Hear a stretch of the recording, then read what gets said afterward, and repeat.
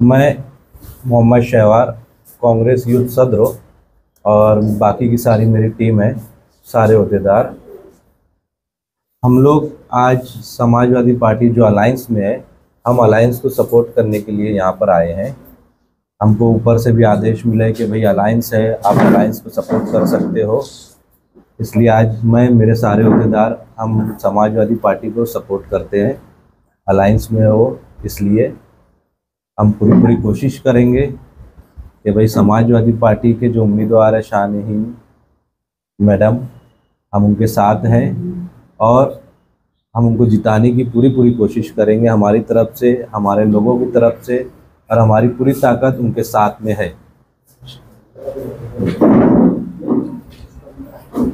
और कुछ आप लोगों को पूछना है? बेग साहब से क्या नाराजगी? बेग साहब से कोई नाराज़गी नहीं है, बेग साहब से कोई नाराज़गी नहीं है, पार्टी की तरफ से कोई नाराज़गी नहीं है। हम भाई उनके साथ थे, उनके साथ हैं। हमें अलायंस पार्टी थी समाजवादी पार्टी, तो हमको ऑर्डर मिला कि भाई आप उनको सपोर्ट करिए, हम सपोर्ट कर रहे हैं। आप कांग्रेस के हैं, आपको ऊपर से कौन से लीडर का हिदायत मिली कि समाजवादी को सपोर्ट करें? भाई अलायंस पार्टी थी तो हमको आया ऊपर से कि आप अलायंस को सपोर्ट कर सकते हैं। आपके पास जो आई है वो उसका कोई प्रूफ आपके पास है जो आप बता रहे हैं? वो प्राइवेट, वो मैं नहीं शो कर सकता हूँ। ये दोनों को हराने की ताकत नहीं है। ये दोनों के लिए, जो दोनों आजी माजी जो आमदार थे, इन दोनों को हराने के लिए दोनों पार्टियां अपनी अपनी तरीके से जोर लगा रहे। समाजवादी पार्टी के अंदर हमको ये नज़र आया कि भाई इनके सिस्टम वगैरह हमको पसंद आए, इनका जो ताकत है ये है उनको हराने के लिए, तो हम हमारी ताकत भी इनके अंदर मिलाना चाह रहे कि इन दोनों को ये हरा सकें। अलायंस के नाम पे आप हिमायत करें, समाजवादी में मुझे लगता है जब वो वक्त आएगा तो उस टाइम, नहीं, जब वो वक्त आएगा तो उस टाइम हम वो भी बात करेंगे। फिर एजाज बेग साहब को मालूम है आप हिमायत देने आए? जी, अलग से स्टेज लगाएंगे या इनकी स्टेज पे रहेगी तकलीफ? इनकी स्टेज पे। एजाज से जनी इंडिया अलायंस में नहीं? जी है ना, इंडिया अलायंस में ना। वो ऊपर का सिस्टम है भाई, उसके अंदर मैं कुछ जवाब नहीं दे सकता हूँ। ये नहीं बोले कि हम ही अधिकृत उम्मीदवार हैं। हम इंडिया अलायंस में हैं, ये बात तो बराबर है। इस बात से तो न राहुल गांधी को इनकार है, न रियासती सदर के किसी लीडरान को इनकार है समाजवादी पार्टी के ताल्लुक से। तो इंडिया अलायंस का एक हिस्सा है, कांग्रेस पार्टी भी इंडिया अलायंस का एक हिस्सा है। ऐसा कई जगह होता है कि दोस्ताना मुकाबला हो जाता, कुछ सीट का ऐसा मामला हो जाता। अहम बात ये नहीं है कि इंडिया अलायंस का हिस्सा है कि नहीं है। अहम बात यह है कि आज जो इलेक्शन है वो तब्दीली का है, और मौजूदा और साबिक दोनों एमएलए से 25 साल से लोग बेजार हैं। शहर के हालात सामने हैं, हर तरीके से लोग इन दोनों से खुश नहीं हैं। ऐसे वक्त में लोगों की नज़र ये है कि इनको कौन हरा सकता है, और आप देखेंगे कि शहर में शान-ए-हिंद एक ताकतवर उम्मीदवार है, और ये एहसास शहरियान को हो चुका है कि इन दोनों को वो हरा सकती है, और 23 तारीख को शहर को एक नया नुमाइंदा मिलेगा। और जो लोग ये दोनों को नहीं पसंद कर रहे हैं वो सबके सब हमसे जुड़ रहे हैं। आज शहर में ये बात बोली जा रही है कि यार सबसे मजबूत अगर कोई इलेक्शन लड़ रहा है 2024 असेंबली का, हाँ, यानी तीनों उम्मीदवारों में, तो सबसे मजबूत समाजवादी पार्टी इलेक्शन लड़ रही है, और ये दिख भी रहा है। तो कहीं ना कहीं बदलाव का माहौल है, और अलायंस के ताल्लुक से कोई बात ही नहीं है। अब कल जो लोग बोले वो क्यों बोले, क्या बोले, वो उनको मालूम। मगर मैं ये बात मानता हूँ कि मालेगांव शहर में समाजवादी पार्टी एक मजबूत तरीके से इलेक्शन लड़ रही है। इसीलिए मजहबी, दीनी, सियासी तमाम ही पार्टियाँ हमारी हिमायत कर रही है। हमारी आम आदमी पार्टी भी हिमायत की, हमको कम्युनिस्ट पार्टी भी हिमायत की, हमको इसी तरह दूसरी रिजवान भाई बैटरी वाले की, और दूसरी मजहबी तंजीमें भी हमको हिमायत कर रही हैं। आप देखेंगे कि हिमायत का जो सिलसिला है ये शहर में सिर्फ समाजवादी के साथ ही क्यों जुड़ा है। कोई भी जो शहर में ऐसी तंजीमें हैं जिनका अपना एक असर और रसूख है, ये यूथ कांग्रेस की पूरी बॉडी है, इनका अपना कोई असर है, अपने अपने इनके लोगों का अपने अपने हलके में शहरी सतह पे एक नाम है, एक पहचान है, एक पार्टी से जुड़े हुए लोग थे, तंजीमी तौर पे तो कुछ काम भी समाजी सियासी किए हैं। तो इनको जब ये एहसास हुआ कि आज ये दोनों को समाजवादी हरा सकती है, तो ये एक ताकत के साथ आना चाहते थे, ये एक ताकत के साथ आए। इसमें विषय अलायंस और ये सब है ही नहीं। और विषय अलायंस का आप नहीं बोल रहे, लेकिन आप ये दोनों आजिम को शिकस्त देना चाहते तो आपको वोटों की ताकत तो लगेगी ना। कांग्रेस के पास तो चलो दावा कर दिया कि हमारे 30,000 पॉपुलर हो गए, आप उनको क्यों नहीं मनाने की कोशिश करते?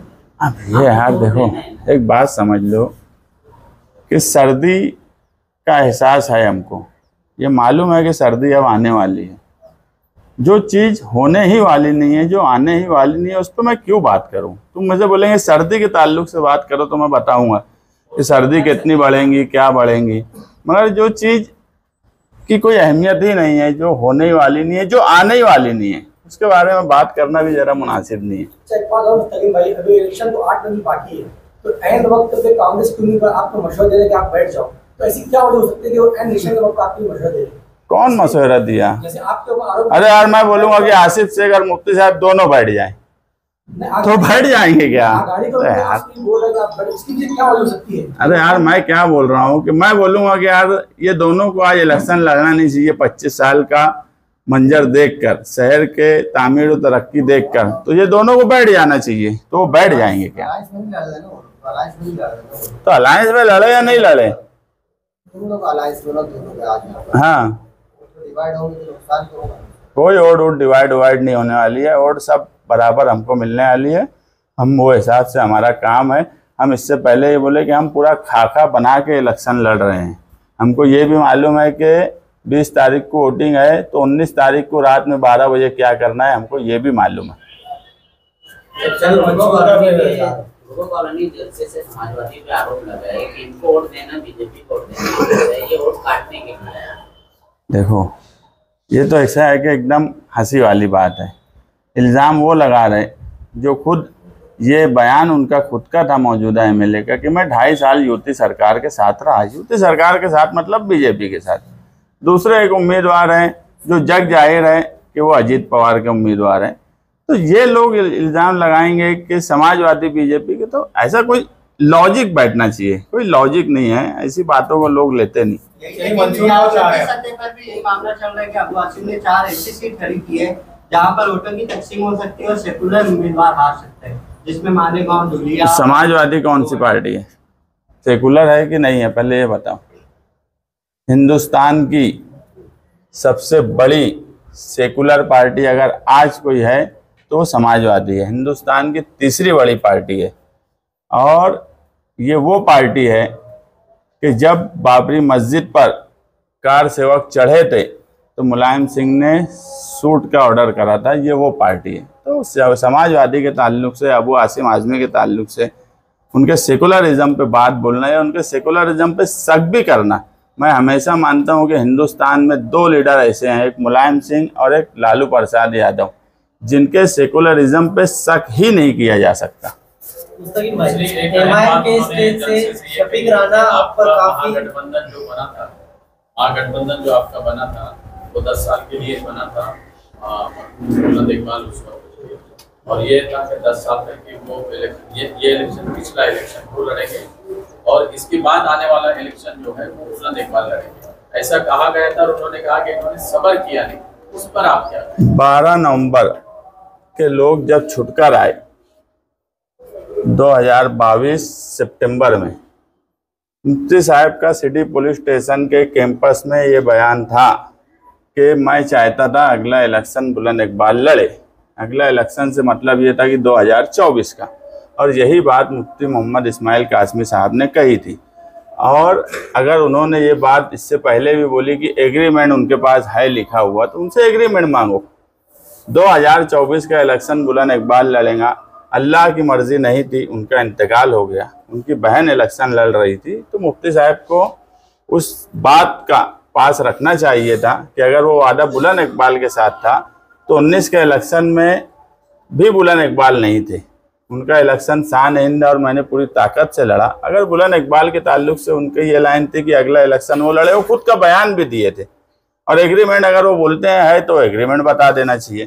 तो 2024 का इलेक्शन अगर बुलंद इकबाल नहीं लड़ रहा है, शान हिंद लड़ रही है, तो उन्होंने उस बात को कायम रखना था। बात को उन्होंने कायम नहीं रखा। एग्रीमेंट के अहम गवाह आप भी हैं, तो असल सच्चाई क्या है? असल सच्चाई यही थी कि मैं ये इलेक्शन लड़ूंगा, हमारा गठबंधन 10 साल का है, ये बात बिल्कुल बराबर है, 2017 से 2027 तक। मगर उसमें यह था कि 2019 का इलेक्शन मुफ्ती साहब लड़ेंगे और अगला इलेक्शन बुलंद इकबाल लड़ेंगे। शफीक राणा का भी निचली स्तर पर आप पार्टी कर रहे हैं। 3 मौसम है आसिफ भाई, तीनों पे तुम मुझे बोलेंगे बात करो, गर्मी बारिश सर्दी, तीनों पे बात करूंगा। जो एकदम बेमौसमी है उस पर क्या बात करूं। इलेक्शनी मंसूर का क्या कब तक आ रहा है? हम लोग इस मरतबा इलेक्शनी मंसूर नहीं जारी करेंगे, हम लोग इस मरतबा शान की गारंटी जारी करेंगे। हमेशा हर सियासी पार्टी मंसूर जारी करती है, मंसूर का क्या हाल होता है ये शहर ने देख लिया। 2019 का मंसूर में यही मीडिया सेंटर पे बड़ी भारी भरकम लोगों के साथ हमने जारी किया। मंसूर भी बड़ा भारी भरकम बनाया, ऐसा मंसूर बनाया था कि अगर आप देख लेते तो आप बोलते कि यार अगर ये मंसूर पे काम हो गया तो अगला 10 साल सुधर जाएगा। मगर मौजूदा एमएलए खुद ये बात मान लिए कि उन्होंने मंसूर पे अमल नहीं किया। मतलब ये कि सियासी पार्टियां जो हैं उसमें हम भी शामिल रहे होंगे पीछे, कि हम मंसूर तो बना देते थे मगर हमें ये नहीं पता रहता था कि कोई हमको कोई सजेस्ट किया कि यार प्राइमरी निज़ाम खराब है, तो हम बोलेंगे कि प्राइमरी निज़ाम खराब है, हम उसको सुधार लेंगे, ये कर लेंगे, वो कर लेंगे। मगर इस बार हम गारंटी देने वाले। पिछले टाइम तुमने ऐसा कोई कोशिश नहीं किए थे क्या? गठबंधन में थे, मुफ्ती साहब को एमएलए बनाए, मुझे देखता मुफ्ती लुभाने वाला मैनिफेस्टो बना, ऐसा कुछ कोशिश नहीं की क्या? मुफ्ती साहब ये जरा ये काम हो जाता। जीतने के बाद कोशिश करने के लिए हमको छोड़ा ही नहीं गया। मैं यहाँ तक मैं मीडिया के लोगों का नाम नहीं ले सकता, कुछ सजेशन मेरे कोरोना का पीरियड शुरू हो गया था, मेरे कई सजेशन उनको मैं दिया कि यार इसको ऐसे से ऐसे कर लो, ऐसे से ऐसे। जब मुझे लगा कि ये मेरी बात नहीं मान रहे हैं तो मैं मालेगांव शहर के 2 मीडिया के जिम्मेदार लोगों को बोला यार खुदा के वास्ते उनको जाके समझाओ कि ये शहर और कौम के लिए इस तरीके से अगर काम करेंगे तो उनको भी फ़ायदा होगा और शहर को भी फ़ायदा होगा। मुझे लगा कि यार मेरी बात अगर नहीं सुन रहे थे, मीडिया के ये 2 ऐसे जिम्मेदार हैं जिनकी बात इसलिए भी वो सुन लेंगे कि ये सोच के कि यार इसमें उनको भी आगे मुस्तकबिल में फ़ायदा होगा, मगर उसके बाद भी उन लोगों की भी बात नहीं सुनी गई थी।